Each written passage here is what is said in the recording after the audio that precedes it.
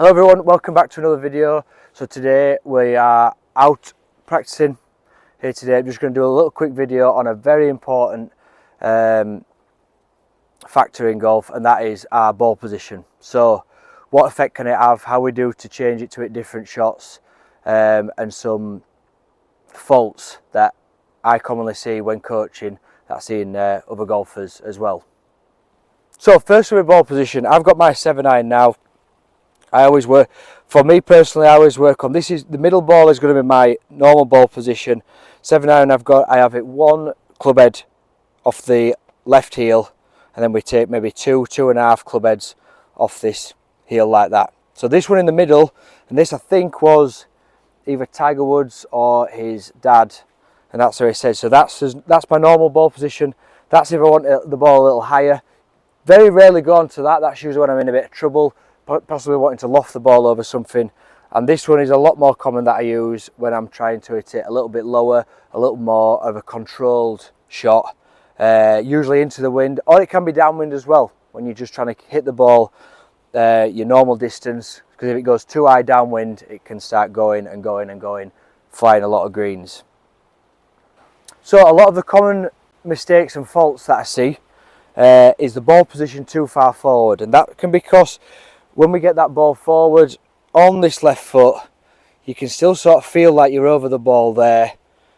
But here, if we set down these lines here, it's turned my shoulder, my weight's starting forward, and also my shoulders have now moved open for me to get from that position. Whereas if I come back to my normal ball, it can square his shoulders up. So obviously if we're stood like that, it can promote us swinging potentially more out to in, and then it can turn, depending on what the golf, it can be slice, pulls, but obviously coming out to in can put a lot of shot shapes on that we don't want to see.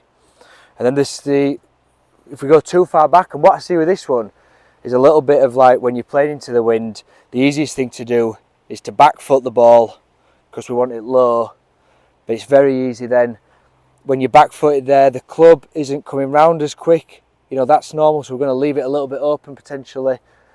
Bad strike because we're hopefully wanting to move it, transfer his weight, so it's trickier to get that perfect strike onto the golf ball.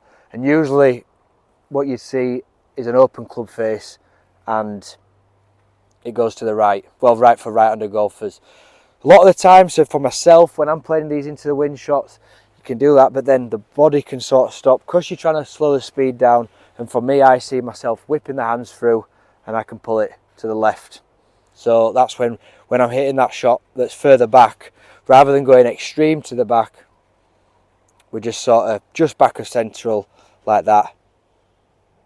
Weights forward, everything's forward like that, and then a controlled swing, keeping that ball a little bit lower and under control.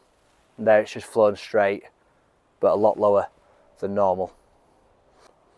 So we can see down the line now, just show you that as well. So if the ball position's too far forward, which is the most common sort of fault, we sort of stretch like that into that position, shoulders out of line there, can create that pathway over out to in, which can create various shots, pull hooks, slice and so forth. And then if we go too far back to sort of the extreme, which is some other shots as well which I've been sort of asked about, and that's punching it under the trees. We're going to come on to that in another video. Is to just totally de-loft it, take everything out of it, and there like that. And I think if we were to swing one like that from there,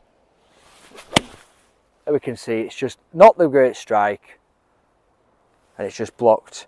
Because I'm coming there, I've not had the time to get my hands through, coming through there, club face open, and just out like that. And also too low, so if we're still playing golf in the wind, we'd still want the ball to get somewhere. That went about 110, 120 yards. So for me in my golf, I'm going to hit 3 shots now of my 3 different ball positions that I use. So if I was to go normal, like I said before, club head from the left foot there, swinging through, it keeps me dead square there. Sort of a normal ball flight that I'd use majority of the time. If I were trying to go higher, like I said, I wouldn't really like this because there's every chance, like we said, of the faults of being sort of too far forward, we can come across it. There's always that worry of catching the ball here and hitting it a little heavy, but I think sometimes, so there I'm putting it forward, just maybe off the left heel, close to where we'd be like with the 3-wood. You can see that a lot higher.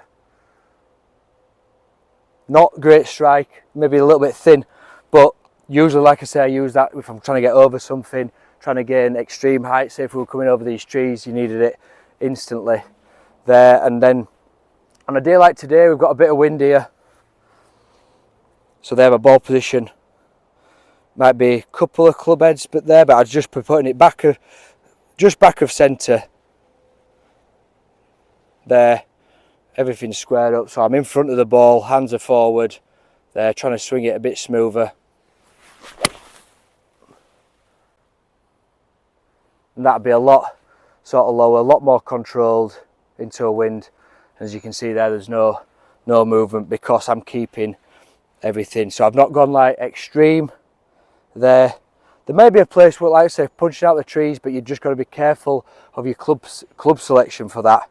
So just watch out when you're punching it out there, because I know I will do another video on it, but the most common thing is out the trees or under a tree or something, 4-iron back of stance, but when you de-loft your 4-iron, you've got no loft, and we actually want the ball to go in the air just a little bit. So there we are, a few little tips for you there, problems that I usually see with ball position, and a tip there that can help you to make sure you're getting that right one. I hope that's good for you. Try that out and let me know how you get on. We'll see you next time.